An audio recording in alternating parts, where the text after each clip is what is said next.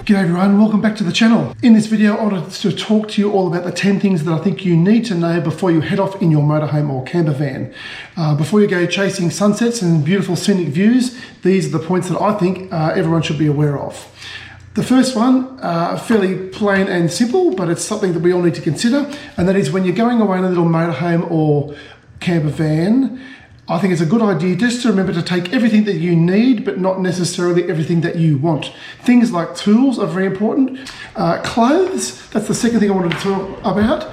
Now, when we first started out, we were packing too many items of clothing. And in fact, we got into a bad habit of packing clothes, coming back home, cleaning what we did, put them all back in the van, and then before we went on our next holiday, packing even more clothes. And I did find after about our second and third holiday, we were only wearing the top layer. So I think, again, going back to what you need rather than what you want, I take a very basic amount of clothes now compared to what I used to. I'm a bit of a minimalist, and this makes the holiday a lot easier. So I've also found that if I go away for a weekend, there's not a lot of difference between that and going away for a month.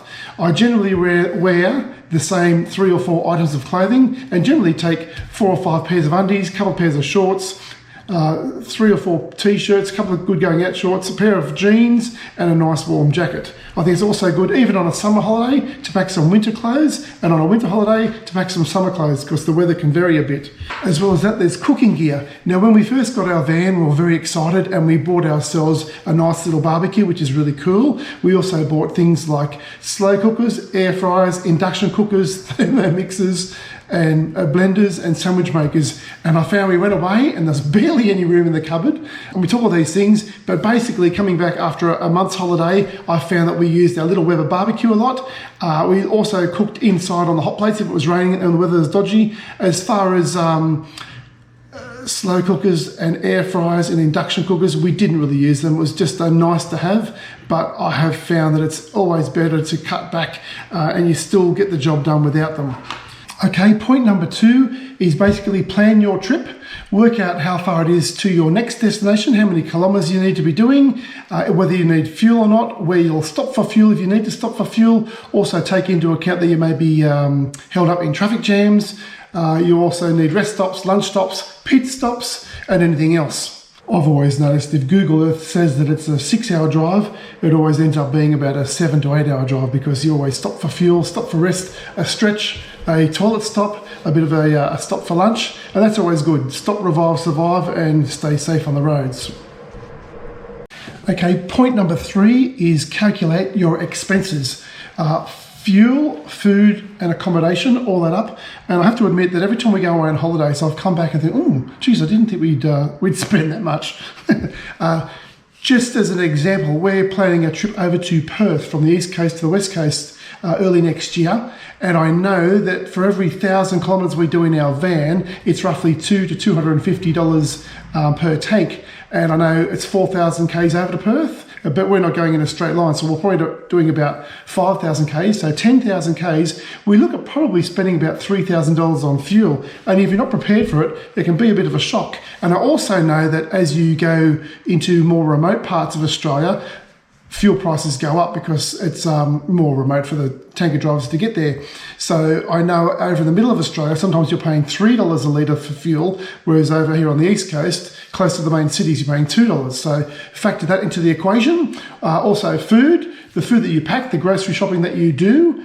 I sort of compare that. We go grocery shopping at home, so when we're away on the road, it's no real different to just living how we normally do. But when you're out on the road, you're more inclined to stop over at rest stops and fuel stations and grab a sanger or a pie or any sort of takeaway food. So that makes the price go up. Accommodation, as we all know, accommodation can vary. A lot of the time, us motorhomers, if we've got a nice little off-grid setup, we can free camp along the way, which is pretty much zero, or you can go to your pubs and clubs and just have the gold coin donation, or you go and grab a feed. There's hip camps, then there's showgrounds, right up to the high-end caravan parks, where sometimes you can be paying up to $100 a night. So it all varies, so I can't give you an estimate of what you will spend over a certain period of time because it all depends on how you want to travel and where you want to stay. Okay, point 4. Now this is an interesting one. Know where you can and can't stay overnight. A lot of the time when we're traveling, we just follow our nose. Deb and I quite often don't mark out every single destination, and we sort of follow our nose and hope that we can find accommodation when we get there.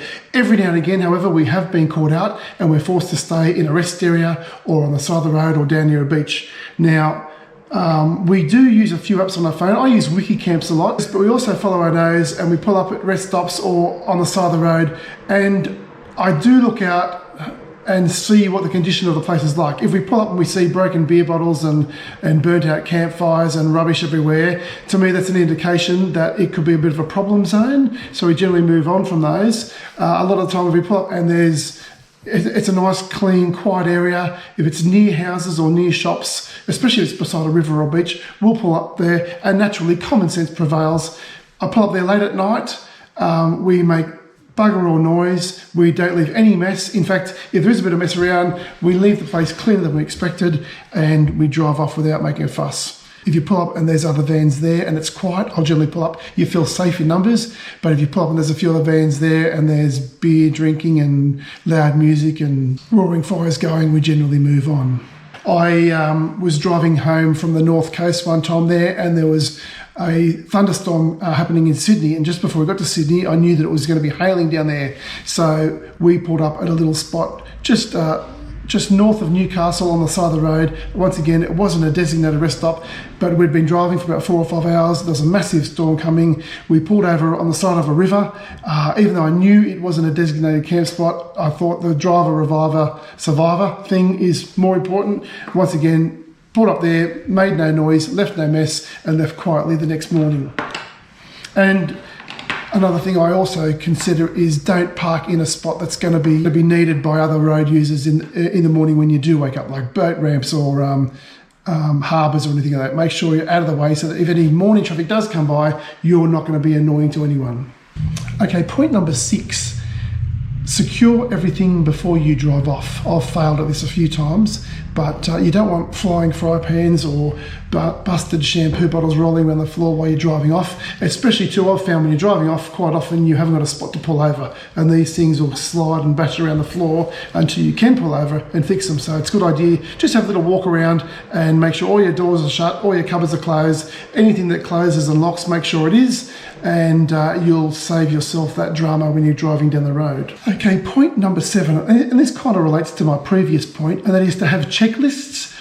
We've actually started having checklists now, so before we travel, I've got a little checklist of everything we should have in the van, and I tick them off, and also using checklists before you depart, just to make sure. One of the things I always forget is to wind the little TV reel down. So I've got a little checklist now. It seems nerdy, but I walk around the van in a clockwise direction. Number 1 is to shut my little water pump off, wind the TV antenna down, and I walk around the van checking all the cupboards are locked and closed, the fridge, the drawers, and all the roof hatches are down, so that I'm not driving off and having to find a spot to pull over and rectify what I've missed. As I touched on, I use a checklist also when packing the van. All our food, milk, grog, clothing, toothbrush, toothpaste, toilet paper, I've got a checklist that I tick off to make sure that we've got everything that we need to do before we go. Okay, my next point number 8, is to pack for all weather conditions. As I touched on at the start there, even if it's a summer holiday, pack some winter clothes. Winter holiday, pack some summer clothes. Always take umbrellas, raincoats, because even though we can rely on our weather apps, sometimes they let us down and you get caught out in unexpected weather. So it's always good to have alternative weather arrangements, and that also includes your van, packing extra pegs, extra tie downs to secure your van should the wind come up. Okay, point number 9, and again, this is common sense, but respect your campsite, respect the campsite rules and your other fellow travellers living beside you as you're travelling. Keep your campsite clean. If you use the campsite barbies, leave it cleaner than you left it. Pick up after yourself, don't leave any mess, don't make any noise after 10 o'clock or whatever the hours are. And if you're in a remote spot, and people are camped, scattered along a cliff face with her, don't go and park right beside them. I always try and leave, if I can, a couple of 100 metres in between campsites so you're not living on top of each other if you don't have to. So many times, and I find it's weird, it happens down the beach sometimes too.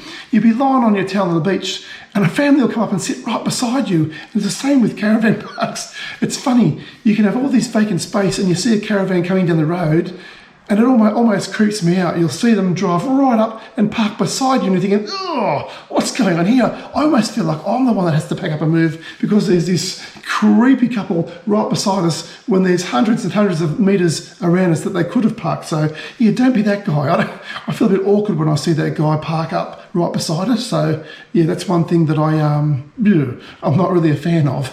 Okay, point 10, my final point is to expect the unexpected. A flat tyre, a breakdown, or you pull up and the campsite that you thought would be empty is full and you haven't got anywhere to stay. Just be flexible and allow for that. Have provisions to cater for that, and just go with the flow. Don't let it get you down. We all look back on these things and laugh, so just go with the flow. Okay, I thought I had 10 points, but I've actually got 11. My day job, I'm a firey, and we often install these little guys into people's homes. But one thing I have noticed, especially in older vans, a lot of people don't have these little smoke alarms in their van, and I have to say that it's just as important to have a little smoke alarm in your van as it is to have one in your house, because when you go to sleep at night you lose your sense of smell. So if something's smouldering away or if there's a fire, you generally don't wake up because of the smell and sometimes even the noise. I know I'm a heavy sleeper. Now smoke alarms these days, the safe lithium batteries in them, and they have a 10-year lifespan. You can usually stick one of these on your roof with a piece of double-sided tape and you test it once a week. Most smoke alarms have a little button in the middle. I'll put the base plate on. Yeah, little test button in the middle. Now that'll wake up anyone. As I said, you can pop these on with a bit of double-sided tape onto your caravan roof and know that you're safe at night. Another good thing, you can probably see here behind me in this camp kitchen, there's a little fire extinguisher. A white powdered fire extinguisher. It's also good to have one of them in your van. That way if you do have a little fire and it's safe to do so, you can extinguish it without letting your caravan catch fire. So that was number 11 of my 10 points. Yeah, but I thought I'll definitely mention that because that's a real good safety concern. Hi guys, whenever I'm out in the cool weather, I always make sure to bring my Aurora battery operated heated jacket. This is a good quality jacket that has nice deep pockets, good quality zips, and a removable hood that fits comfortably around the neck and chin area. To activate the heating, it's as simple as depressing the left side top button. Red is high, white is low, and blue is medium heat. Switching on or off is just depressing the same button for 3 seconds. Battery power lasts up to 10 hours. Checking the battery is as easy as unzipping 2 zips and pressing the power button. The charging unit can also fit into any of the side pockets. Charging is as easy as plugging into wall, plugging into the unit as you would any other battery operated device. Aurora is a worldwide company that has a wide range of outdoor and heated hiking gear. They are located in several countries around the world. So jump onto au.auroraware.com, place an online order and never be caught out in the cold again. Okay, thanks again for watching. If you like this video, please consider subscribing, liking and sharing with others. Any questions or feedback, please leave them in the comment section below. And remember, don't sweat the small stuff, get out there and enjoy it. We only get one life and we only get one crack at it. So put a smile on your dial and get amongst it. Safe travels everyone, and thank you. Bye-bye.